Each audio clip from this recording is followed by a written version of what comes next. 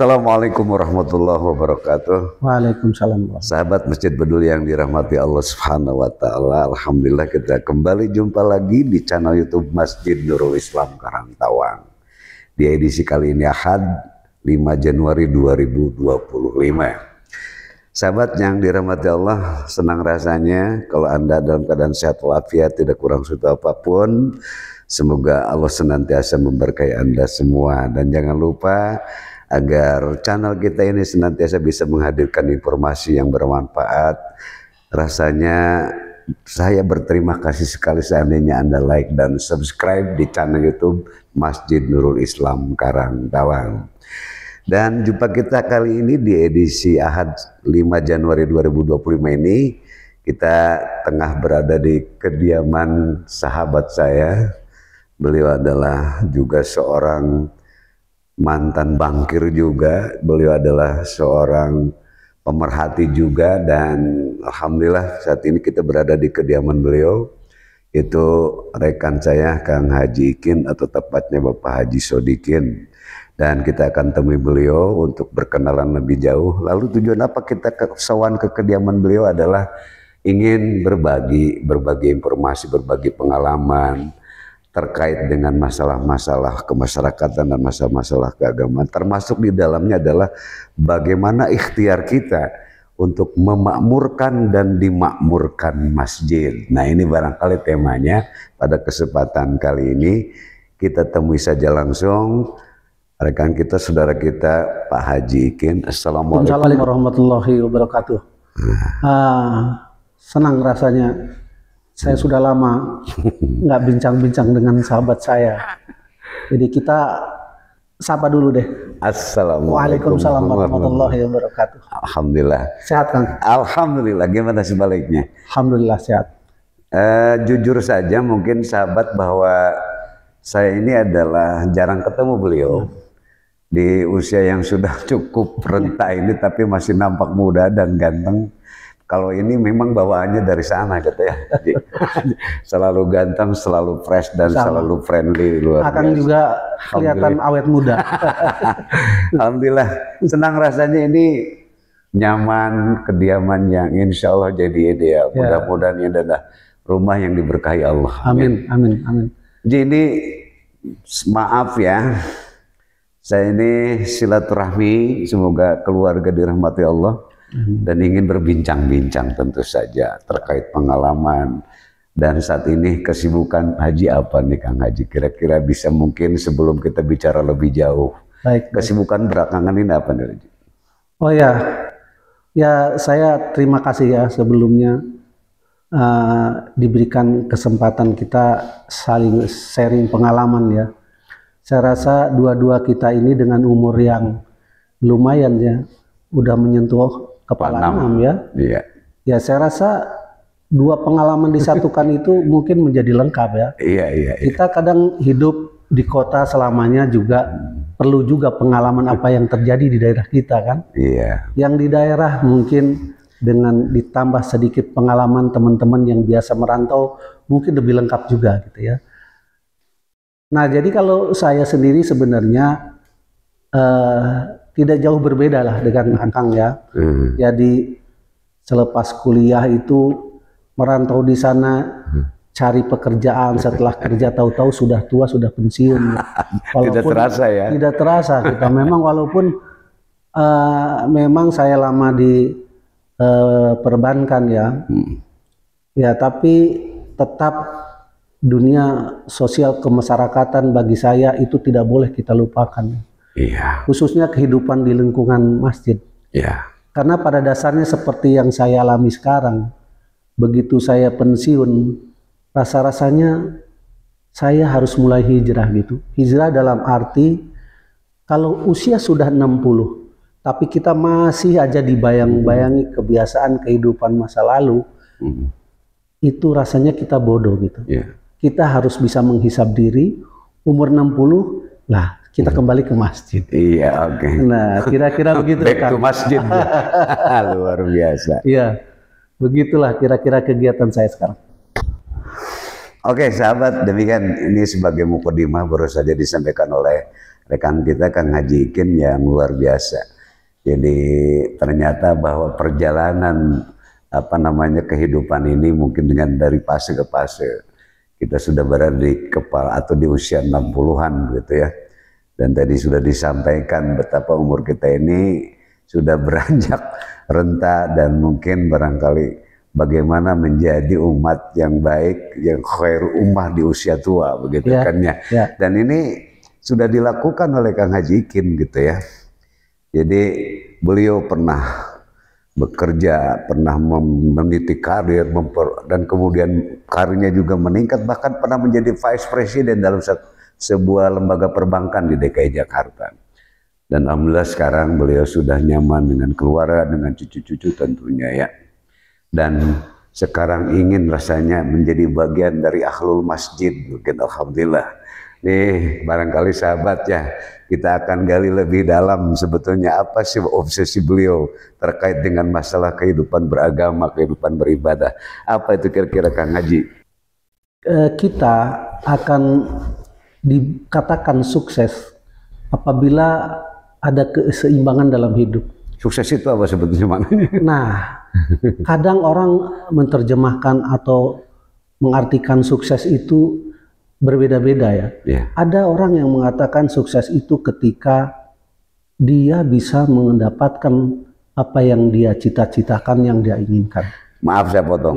Ada pepatah mengatakan kalau tidak salah, sukses itu sukses yang bernilai. Apa tuh menurut Kang Haji Ikin? Kalau saya, karena kita ini makhluk yang tidak sendirian, bukan makhluk individualistis. Kita hidup bersosial. Jadi sukses itu merasa bahagia menggapai dan memberikan manfaat bagi sesama.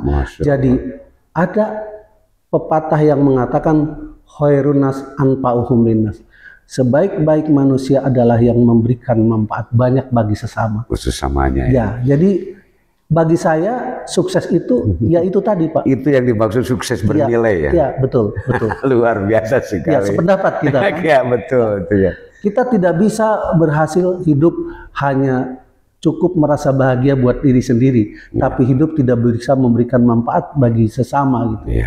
Maka untuk mengarah ke sana, saya tertarik dengan kegiatan Akang sekarang, mulai menghidupkan kegiatan di masjid dengan membentuk satu kegiatan yang dinamakan Masjid Nurul Islam Peduli.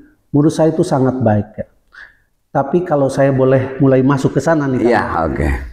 Nah, kemarin saya lihat kegiatan yang dimulai adalah dengan peduli, diartikan coba menyantuni para warga yang dari sisi ekonomi mungkin perlu dibantu. Tetapi pengalaman saya di perantauan itu bagaimana nih Kang? Untuk memakmurkan masjid gitu dan memberikan manfaat bagi sekitar. Pertama kita memang hidupkan dulu kegiatan-kegiatan di masjid supaya kegiatannya itu memang berkualitas, bisa membuat daya tarik bagi jamaah, sehingga dalam waktu dekat jamaah bisa berbondong-bondong datang ke masjid ya. Menurut saya setidaknya ada 8 aktivitas yang harus dilakukan. Apa itu Kang?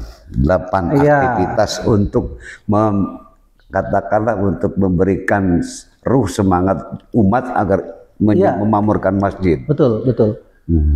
Nah, yang pertama memang seperti halnya pengalaman yang pernah kami jalankan ya, khususnya di perkotaan. Di perkotaan nih Kang ya. Nah ini menarik sekali sahabat, bahwa ini kita sudah masuk ya ke ranah pengalaman beliau ya.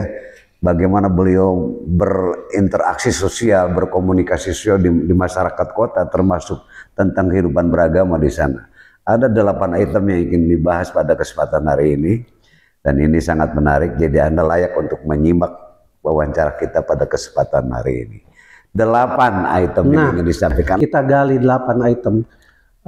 Kegiatan ini bisa saja di satu tempat bisa tidak sampai 8 atau mungkin lebih dari 8. Setidaknya 8 kegiatan ini dilakukan bagi aktivitas kita di masjid untuk memakmurkan masjid, saya rasa itu bisa membuat daya tarik bagi jamaah ya, supaya mereka memang merasa nyaman, betah, bahkan butuh untuk beraktivitas di masjid gitu ya.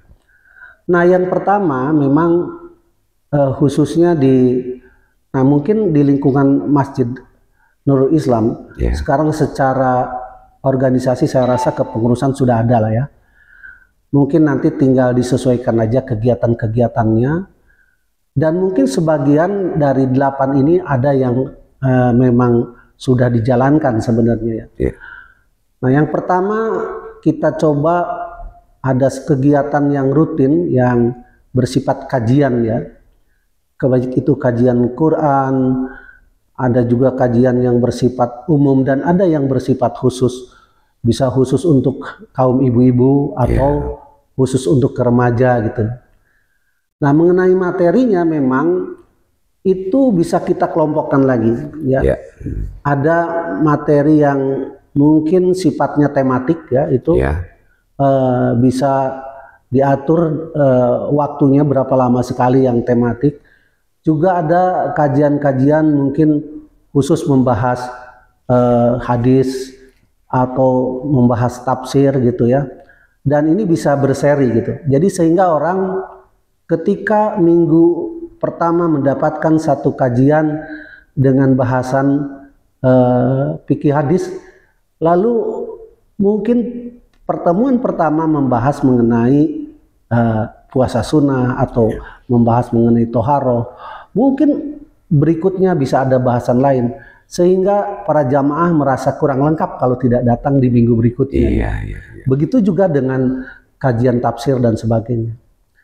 Nah, itu yang pertama, Kang. Yang pertama ya, terkait dengan aktivitas kajian ya, dan kemudian juga dikomunikasikan dengan berbagai kelompok masyarakat, kelompok usia remaja, ibu-ibu dan lain-lain. Yang kedua apa nih, Kang? Nah, setelah kajian kita juga harus membuat satu organisasi atau manajemen masjid ini yang memang memenuhi syarat gitu ya. Jadi saya rasa sudah dimulai. Jadi dari manajemen masjid ini termasuk mungkin mereka berorganisasi dengan baik. Bahkan perlu juga dilakukan pendidikan pelatihan kepemimpinan bagi mereka.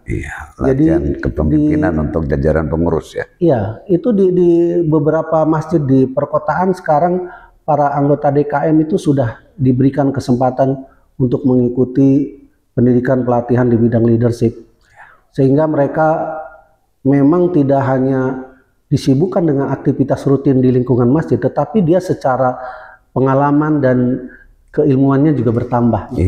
Itu akan membuat daya tarik juga bagi mereka ya.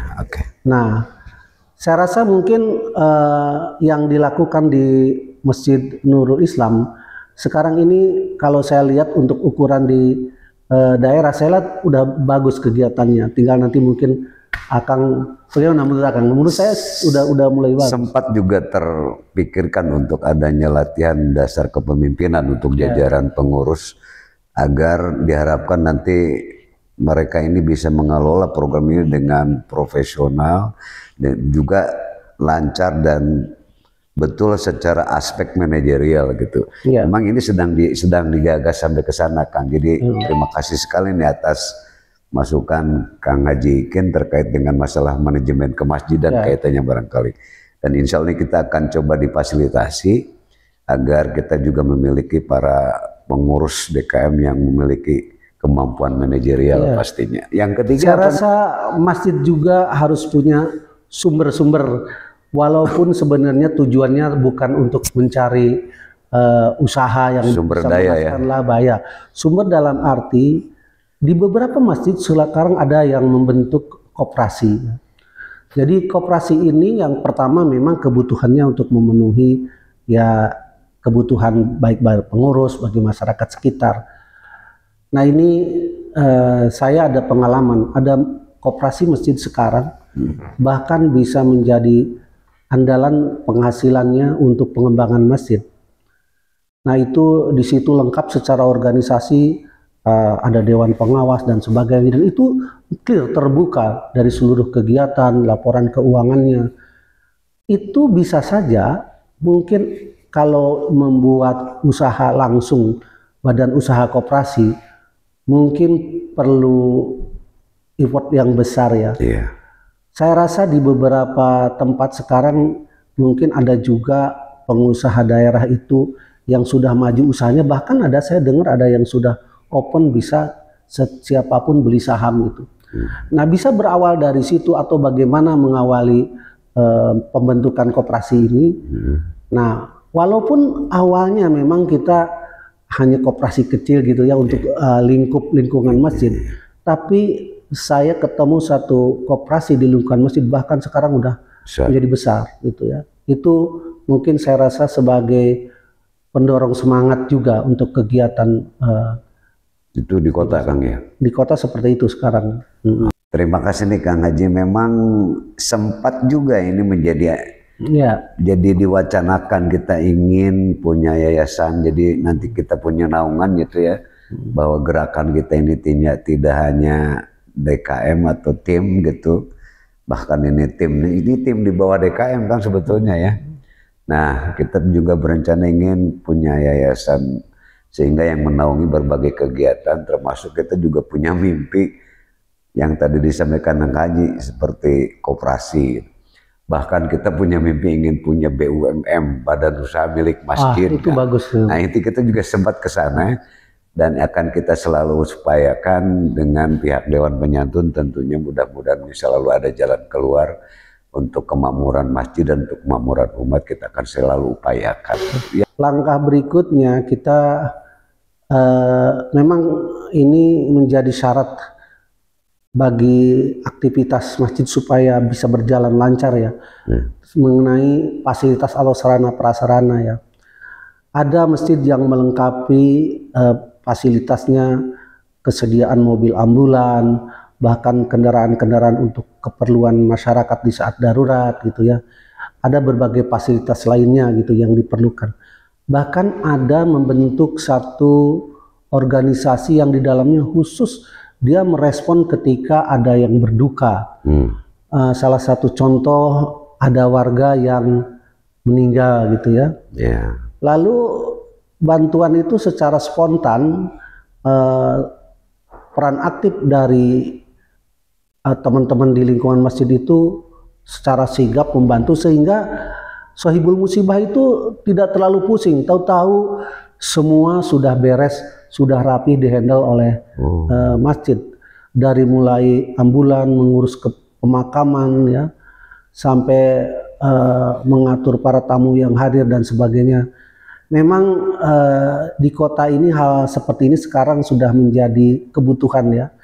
Tapi kalau di daerah memang karena guyubnya masyarakat sehingga masih terawat ya. Tapi ini tidak menutup kemungkinan ke depan ya, dengan berkembangnya pengalaman ya. Saya rasa hal-hal seperti itu menjadi perlu juga. Masjid Peduli semakin menarik dialog kita. Ternyata bahwa ide-ide yang disampaikan oleh Kang Haji Ikin sangat luar biasa, dan menurut hemat saya ini adalah relevan dengan kebutuhan masyarakat. Terkait tadi juga tentang bagaimana kita membantu orang yang tertimpa musibah gitu kan ya. Jadi sejauh ini memang kita sudah belajar melangkah gitu. Di antaranya kita punya mobil operasional yang bisa digunakan oleh masyarakat gitu ya. Dan mudah-mudahan ke depan juga fasilitas-fasilitas yang tadi dipaparkan insya Allah akan kita fasilitasi Kang. Ini akan menjadi catatan penting tim untuk bagaimana mewujudkan masjid yang ideal, yang bisa memakmurkan umat di samping memakmurkan masjid itu sendiri. Ini sudah yang keempat Kang poinnya nih. Yang kelima tadi ya. Yang kelima apa nih kira-kira? Lalu selanjutnya kalau benchmarking itu, jadi kita tidak, pengalaman itu hanya besar di lingkungan masjid kita sendiri. Ya kalau perlu benchmarking sampai ke Jogokarian gitu kan boleh saja. Sekarang untuk ukuran keberhasilan orang sering menyebut Masjid Jogokarian tuh lumayan berhasil gitu ya. Iya, itu sudah menjadi apa namanya ikon ya, Iya, ikon keberhasilan masjid gitu. Betul, saya rasa boleh di antara para pengurus itu melakukan benchmarking, tukar pengalaman, belajar gitu ya. Kita sudah ke sana, masih memang banyak informasi yang disampaikan oleh dari manajemen Jogokarian di sana juga ya. Ya ada beberapa yang relevan dengan kultur masyarakat di sini gitu, dan kita banyak sekali yang cocok yang bisa diaplikasikan atau diduplikasi di sini kegiatan-kegiatan di Jogokarian ini. Dan insya Allah meskipun tidak bisa semuanya, karena di sana sudah puluhan program yang istilahnya yang di launching dan dimanfaat untuk masyarakat. Termasuk distribusi beras dan lain-lain, itu juga sampai 500 kepala keluarga di sana. Jadi sangat luar biasa sekali, dan kita ini sedang pelan-pelan ingin mencoba gitu. Alhamdulillah. Insya Allah mudah-mudahan nih nanti, karena semuanya juga adalah pertolongan Allah. Ya. Gitu nah kan. Yang keenam, memang supaya ada peremajaan dan bibit-bibit orang yang memang punya kapasitas untuk memakmurkan masjid dari sisi kepengurusan, memang dari aspek SDM berarti ya. Aspek SDM ini harus dipikirkan. Maka ada juga masjid yang memang secara rutin membentuk pendidikan pelatihan bagi calon-calon kadernya ya. Oh iya. Bahkan ada juga yang mempunyai TPA sendiri gitu.